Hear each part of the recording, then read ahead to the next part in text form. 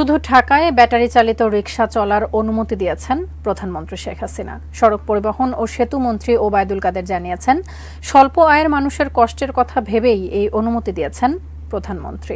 দুপুরে আওয়ামী লীগের কেন্দ্রীয় কার্যালয়ে আয়োজিত এক আলোচনায় এইসব জানান সেতু মন্ত্রী। এর আগে ব্যাটারি চালিত রিকশা বন্ধের প্রতিবাদে রাজধানীর বিভিন্ন সড়কে বিক্ষোভ চলছিল চালকদের।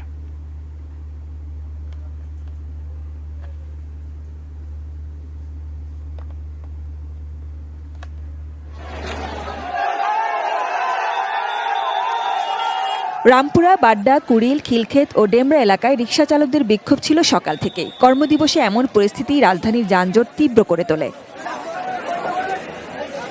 মিরপুরের শাওরাপাড়া বাসস্ট্যান্ডের কাছে বিক্ষোভ করেন চালকরা। সেখানেও কিছু সময়ের জন্য যান চলাচল বন্ধ হয়ে যায়। আমাকে একটা ব্যবস্থা করে দেখ, আমরা বন্ধ করে দিব। এখন আমি এই কিস্তি চালার মুখমের দেয়া আর এই পোলাপানটা খাওয়া মুখমের দেয়া। আমি কষ্ট করে গাড়ি কিনছি, আমার গাড়িটা যদি লয়ে যায় আজকে পেটে লাত্তি মারবে, কালকে তো আমার বাড়ি এলাম নামাই দেবো মানে লাত্তি মেরা। বাচ্চা লই না খেয়ে রয়েছি, তাইলে আমার কে খাওয়াইবো আর বাচ্চারা কে খাওয়াইবো? একই দাবিতে সড়ক অবরুদ্ধ ছিল মোহাম্মদপুর বেড়িবাঁধের কাছে। পরে পুলিশ এসে পরিস্থিতি নিয়ন্ত্রণে আনে। এমন পরিস্থিতিতে জনদুর্ভোগ বাড়ে। ব্যাটারি চালিত রিকশা বন্ধের সুযোগে ভাড়া বাড়িয়ে দিয়েছেন অন্য রিকশা চালকরা। অটো রিকশা বন্ধ আছে, 10 টাকা করে বাড়াই দিয়েছে, আমার সুবিধা আছে।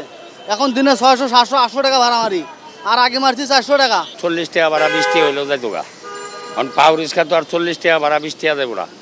দুপুর নাগাদ সুখবর পেয়ে যান অটোরিকশা চালকরা। আওয়ামী লীগের কেন্দ্রীয় কার্যালয়ে ওলামা লীগের সভায় দলের সাধারণ সম্পাদক এবং সড়ক পরিবহন ও সেতুমন্ত্রী ওবায়দুল কাদের জানান, 22টি মহাসড়কে আগের মতোই ব্যাটারি চালিত রিকশা চলাচল বন্ধ থাকলেও ঢাকা এগুলো চলার অনুমতি দিয়েছেন প্রধানমন্ত্রী।